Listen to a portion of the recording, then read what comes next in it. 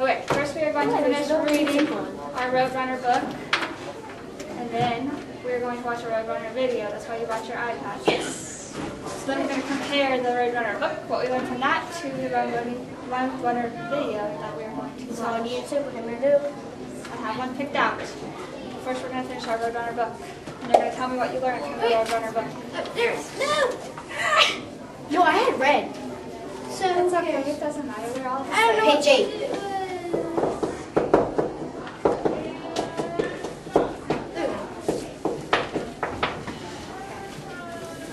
We're going to read back and forth. One sentence, one sentence. How about just a paragraph since it's just us two right now? A sentence. Because some of the paragraphs are longer than the others. Mother and Father Roadrunner takes turns guarding the nest for 14 days. Mother Roadrunner stays in the nest during the day. My turn. She goes out to hunt for food at night. Then Father Roadrunner watches the nest. When 14 days have passed, both Mother and Father Roadrunner stay close to the nest. Mother Roadrunner does make one quick trip to get some spiders. But she runs right back. Soon one of the eggs moves a little. The baby Roadrunner is inside the egg. It is chirping at the small shell. It's tapping that small There you shell. go. The baby worked hard. The baby uses its beak to poke and peck at the egg.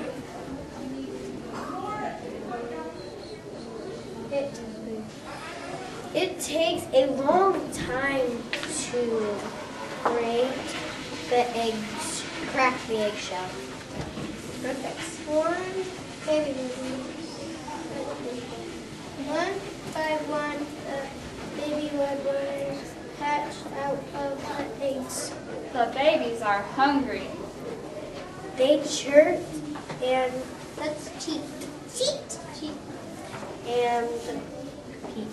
Cheep and Mother Roadrunner feeds her babies. then the babies fall asleep. Following along, Alexis. The Roadrunner babies can't turn. They cannot run yet. They cannot even walk. The Roadrunner babies will be ready to get their own food soon. They will run fast. They will need less help from Mother and Father Roadrunner. But now, Mother and Father Roadrunner protect the babies. Mother and Father bring the babies food. They keep the baby safe and warm in their nest near protected road. Okay, that's all. And at the very end is just Roadrunner facts if you want to know a little bit more about Roadrunners. Okay, first, before we get on our iPads, give you your notebooks. Take off the pencils. Out of your ears. Out of your ears. It's off. I know. Okay, we are going to start off. You're going to tell me what we learned from the book. So you're going to write this in your journals, and I'm going to write it on the board. I know one. What we learned from The book. What? You can organize this into columns, or you can organize it writing this first and then writing what you learned from the video second. It's up to you. Get that written down, and then we will start. Book. What we learned from the book. I know one. That doesn't mean stuff that you already knew. That means stuff that you got from the book. I know one. Ready?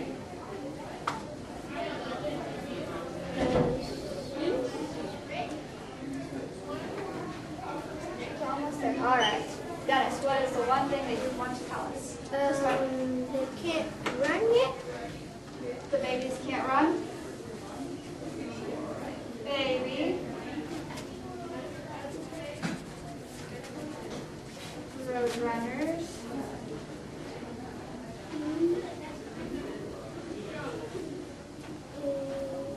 Cannot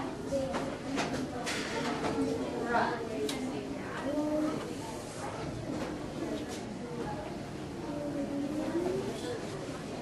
A little dot for it. That's just my way of showing that we have one idea right now.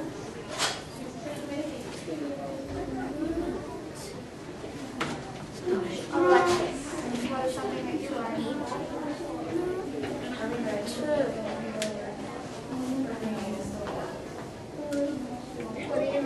What did you learn, Alexis? She said eat. Eat. What do they eat? They cannot eat on their own. Learners cannot run or eat. That way we don't have to write the whole thing back out. It doesn't have to be just about baby road runners. They're thinking about They take turns guarding the nest. Okay. So mother Eat. and father. Road runner.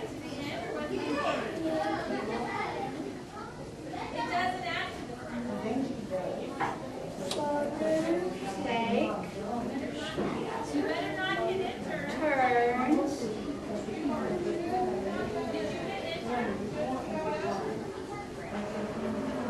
I don't know. I put D in the word runner. Guarding the nest.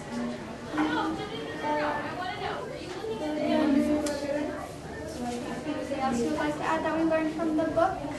Take is Anything else you would like to add then? no. Where do roadrunners live? In cactus. And where are cactus is at? Desert. Roadrunners live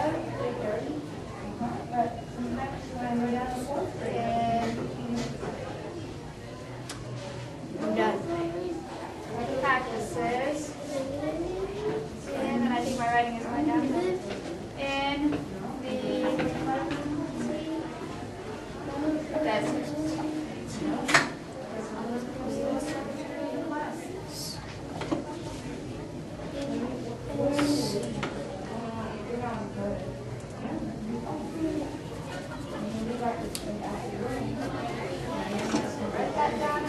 Done writing that down. You can get your iPads out. We're going to watch a video about roadrunners.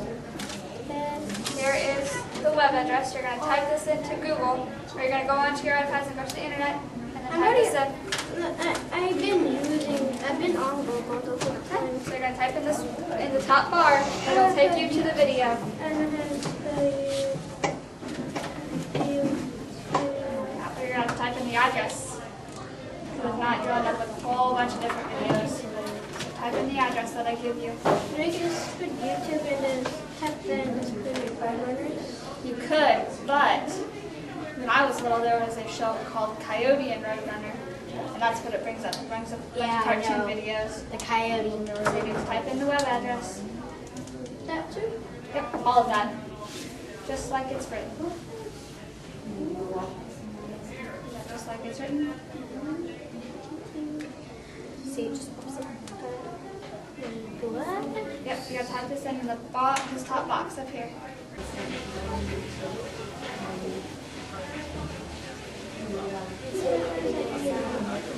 it on mute?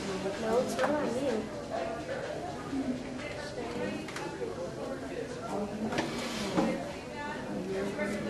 Yours turned all the way down.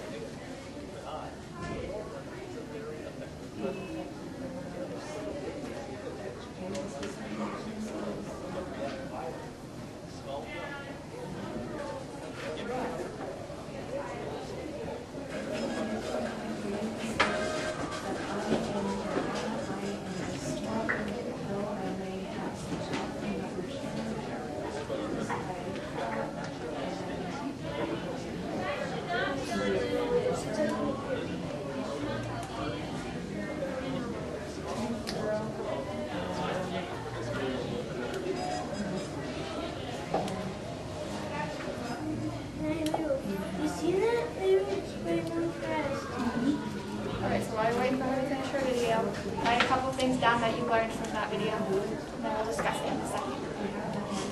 So she's done.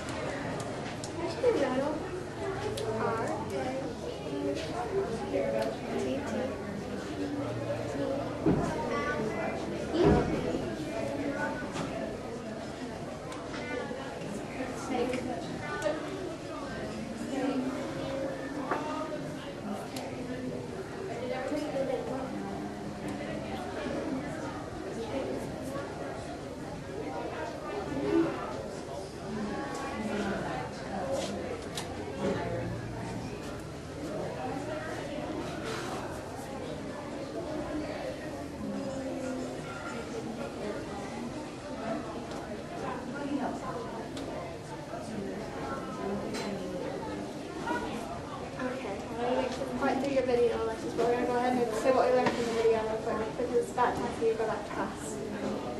Yeah. So, close your iPads, put your journals back, or get your journals back. What is one thing that you learned, Dennis? The roadrunners can catch a rattlesnake. Roadrunners. Dennis already had this cut written down, so Alexis, you can comment now. Roadrunners can catch. Do they eat it too? Yes. Can catch and eat rattlesnakes. That's good. Mine different. Your T's look like an H. You just go into the middle and this makes half of it will be an H. The T. Right here. Kind of got blended together. And Alexis, what is one thing that you learned from the video? I just put that.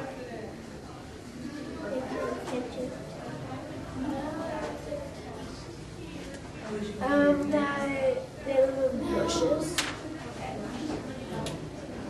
Rattlesnakes, or not rattlesnakes, roadrunners. Right there, roadrunners. Can live in, so when you get that done, you may stack your journals right here, and you may each have 5 points, because you both worked very hard today. Hello, this is Elizabeth Mizell, and this is my video reflection for my student engagement video. Today I taught a mini lesson to a group of 5th grade special education reading group students about roadrunners. As I began to plan my lesson, I really wanted to focus on student engagement. To do this, I decided that I would have the students read the text back and forth, one by one sentence each. This encouraged the students to follow along and also to listen to the other students to know when it was their turn to read. After this, I had the students respond to a discussion prompt. What did they learn from the story?